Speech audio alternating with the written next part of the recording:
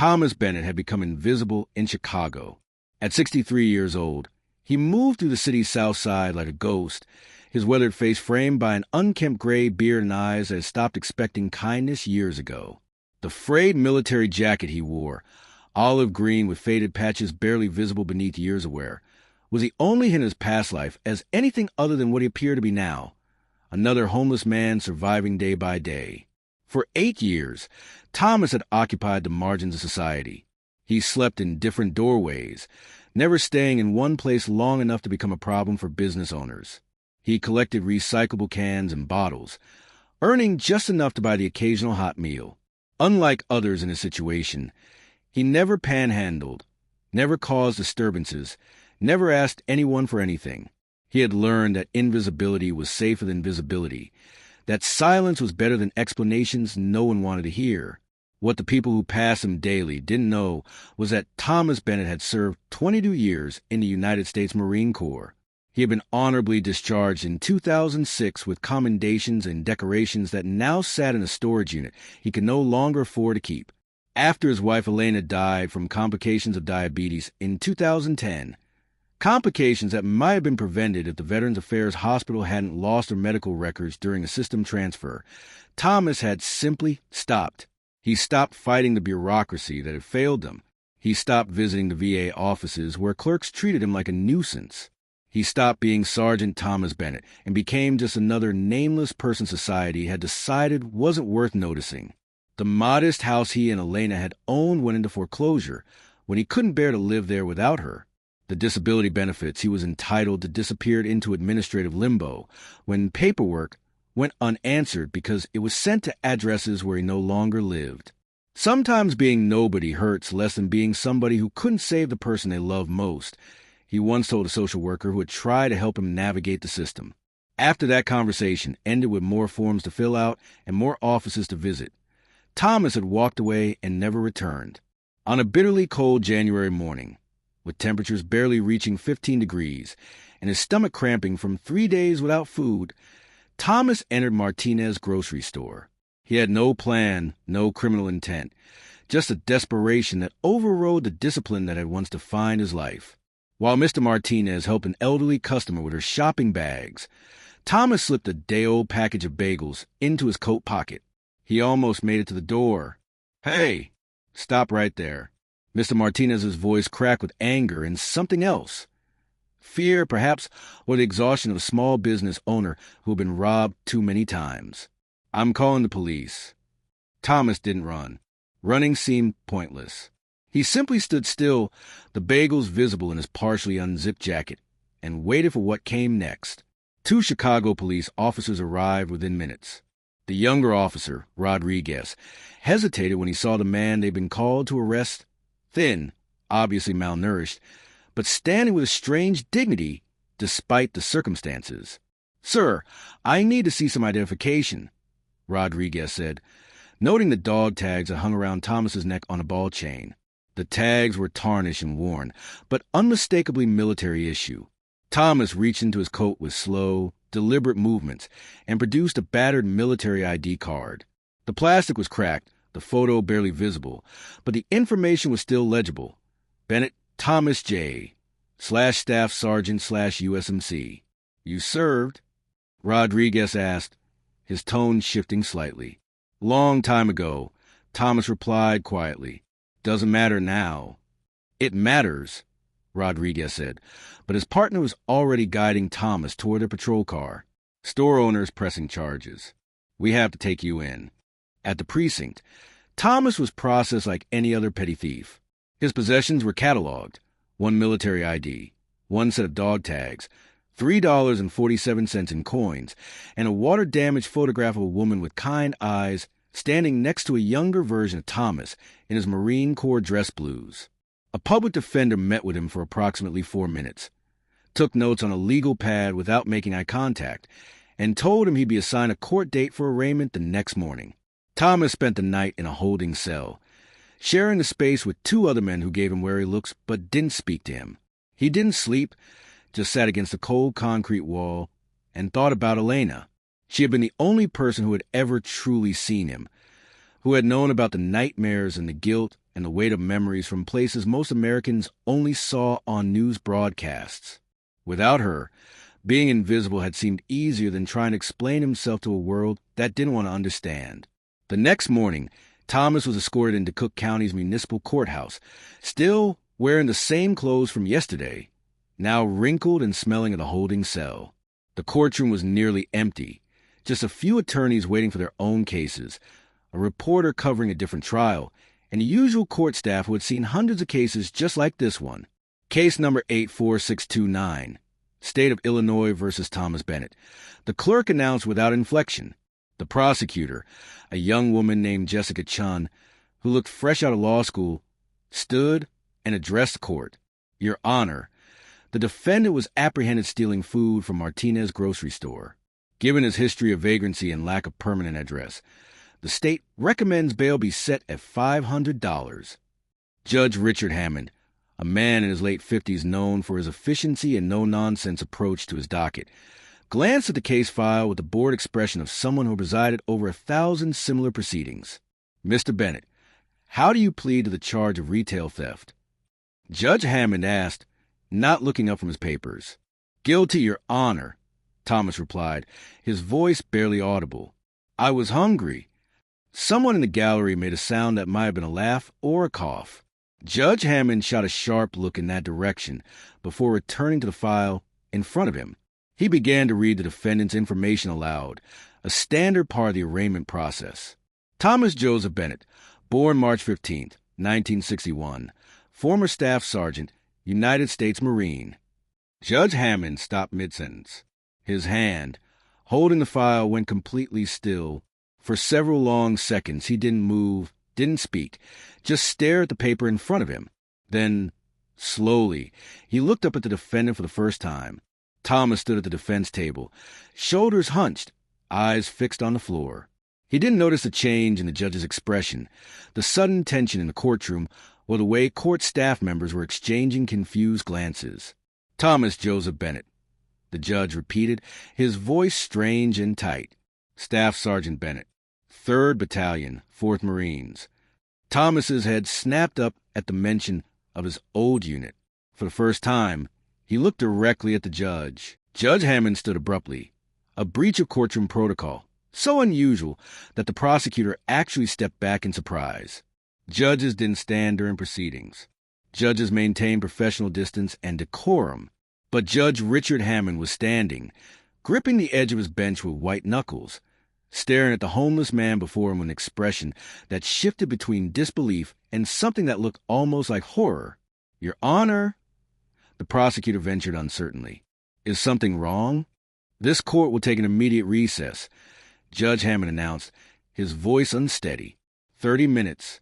The defendant will remain in custody. Bailiff, ensure Mr. Bennett receives food and water. Without another word, without the usual instruction for all to rise, Judge Hammond walked off the bench and disappeared into his chambers. The courtroom erupted into whispers and speculation. Thomas, confused and exhausted, was led to a holding room where a bailiff brought him a sandwich and a bottle of water. What's happening? Thomas asked the bailiff, who shrugged. No idea. Never seen Judge Hammond act like that in 20 years. In his chambers, Judge Richard Hammond sat at his desk, hands trembling as he opened a locked drawer. Inside was a small metal box that he opened with a key he kept on his personal keychain. From the box, he withdrew a faded photograph. The photo showed a group of Marines in desert camouflage standing in front of a medical tent somewhere in Iraq. Most of them were smiling despite the harsh conditions, despite the danger, despite everything. In the front row, kneeling on the sand, was a much younger Richard Hammond wearing the uniform of a Navy corpsman, a medic attached to a Marine unit, and standing directly behind him, one hand resting on his shoulder in the informal way of men who had faced death together, was Staff Sergeant Thomas Bennett. Judge Hammond's mind flooded with memories he had spent years trying to compartmentalize, try to file away in the mental boxes where trauma lived. Fallujah, 2004. The ambush, the chaos of gunfire and explosions. He had been 26 years old, freshly assigned to his first combat deployment, absolutely terrified and trying not to show it. They had been on a routine patrol, when the insurgent attack began. The first RPG had hit their convoy's lead vehicle, and Hammond had been thrown from a medical Humvee, his legs shattered by shrapnel. He remembered the pain, remembered screaming, remembered certain he was going to die on that dusty, rocky road. Then someone had been there. Someone had grabbed him under the arms and started dragging him, moving with purpose despite the bullets cutting through the air around them. Through the haze of pain and shock, Hammond had heard a voice. "Stay with me. Document. Nobody dies today. That's an order." Staff Sergeant Bennett had carried him nearly 200 meters to cover, laid him down behind a damage wall, and used Hammond's own medical supplies to treat his wounds while calling for air support on the radio. When the medevac helicopter finally arrived, Bennett had stayed with him until they loaded him onto the bird, only then allowing medics to treat his own wounds, shrapnel cuts across his back that he hadn't even mentioned during the chaos. "You saved my life," Hammond had tried to say through the morphine haze as they loaded him onto the helicopter. "Just doing my job, Doc," Bennett had replied. "You get better and come back. We need good corpsmen." But Hammond had never gone back. His injuries had been severe enough that he was medically discharged after surgery and rehabilitation. He had returned to the United States, used his GI Bill to go to college and then law school, and eventually became a prosecutor and then a judge. He had tried for years to find a Marine who would save him, but military records were complex. People scattered after discharge, and eventually life moved forward. Now, 20 years later, that man was standing in his courtroom, homeless and broken, charged with stealing food to survive. Judge Hammond pulled himself together, straightened his robe, and made a phone call, then another, then a third. When he returned to the courtroom 35 minutes later, longer than his announced recess, his expression had changed. The casual efficiency was gone, replaced by something more intense, more focused. This court is now back in session. The bailiff announced as everyone rose. Judge Hammond sat, took a breath, and addressed the courtroom. "Before we proceed with this arraignment, I must disclose a conflict of interest. I have personal knowledge of the defendant that affects my ability to remain impartial in this case." The prosecutor and public defender exchanged confused glances. However, Judge Hammond continued, "Before I recuse myself, I am going to ensure certain facts are entered into the record." He looked directly at Thomas.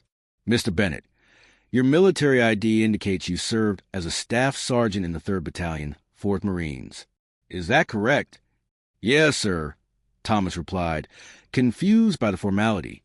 "And during your service, were you deployed to Iraq in 2004? "Yes, sir. 2 tours. "During your first deployment, were you present during an ambush near Fallujah in November 2004? Thomas's jaw tightened. "Yes, sir." "And during that ambush, did you rescue a wounded Navy corpsman, carrying him to safety under enemy fire?" The courtroom had gone completely silent. Thomas stared at the judge, and slowly, recognition began to dawn in his eyes. "Yes, sir. That was my job." Judge Hammond stood again, and this time no one questioned it. "Mr. Bennett, I was that corpsman. My name was Richard Hammond, hospital corpsman 2nd class. You carried me 200 meters while under direct fire. You saved my life." A collective gasp swept through the courtroom. Thomas's weathered face had gone pale. "Your Honor," the prosecutor began, clearly out of her depth, "I don't know what protocol." "The protocol," Judge Hammond interrupted, his voice firm, "is that justice be served. And there is no justice in a system that allows a decorated Marine, a man who served his country with honor, to become so desperate that he steals food to survive." He turned to address the entire courtroom. "This man saved 17 Marines and sailors during that ambush. He was awarded the Bronze Star for valor. And yet somewhere in the 2 decades since his service, the system that should have protected him failed so completely that he's standing before me charged with stealing bagels." The judge looked back at Thomas. "Mr. Bennett, I am formally recusing myself from this case due to personal connection. However, I am not recusing myself from ensuring you receive every resource the system owes you." During the lunch recess, Judge Hammond made calls to the Veterans Affairs Office. to the Marine Corps liaison at Great Lakes Naval Station, and to an attorney friend who specialized in veterans benefits law. By the time the afternoon session began with a different judge presiding, a team had assembled. The new judge, Margaret Sullivan, reviewed the situation with evident compassion. The prosecutor, now fully aware of the circumstances, stood and addressed the court. Your Honor, in light of new information about Mr. Bennett's service record and circumstances, the state moves to dismiss all charges. Motion granted. Judge Sullivan responded immediately. Mr. Bennett, you are free to go. This court apologizes for the indignities you have suffered. But Judge Hammond wasn't finished. Over the next week, working with veterans advocates and pro bono attorneys, he helped Thomas navigate the bureaucratic maze that had swallowed his benefits. They discovered that Thomas's disability claim had been incorrectly denied in 2011 due to missing medical records.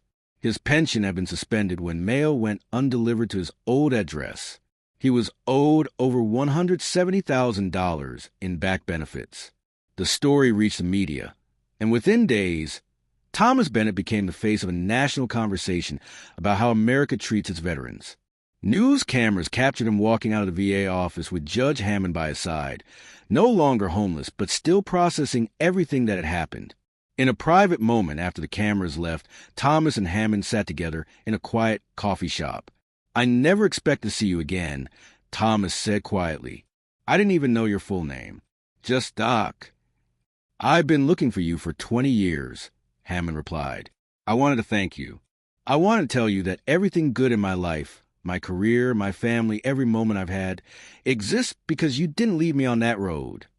Thomas stared into his coffee. "I left my wife on a hospital bed. I couldn't save her. The VA lost her records, and by the time they found them, it was too late." "That wasn't your fault," Hammond said firmly. "The system failed her. It failed you. But we're going to fix that, for you, and for every other veteran who's fallen through the cracks." 3 months later, Thomas stood before the Chicago City Council wearing a donated suit, his military decorations finally pinned to his chest. Behind him sat Judge Hammond, now leading a task force on Veterans Affairs in Cook County. Thomas spoke briefly but powerfully. "I don't need anyone's pity. I just need this country to remember that when we ask young people to serve, we're making a promise to stand by them when they come home. It's a promise we can't keep breaking." The City Council voted unanimously to fund a new program connecting homeless veterans with benefits counselors and legal advocates. They named it the Bennett Initiative. Judge Hammond established an annual scholarship for veterans attending law school, determined that the legal system would have more advocates who understood military service and its aftermath. Thomas moved into a small apartment in a veterans' housing complex.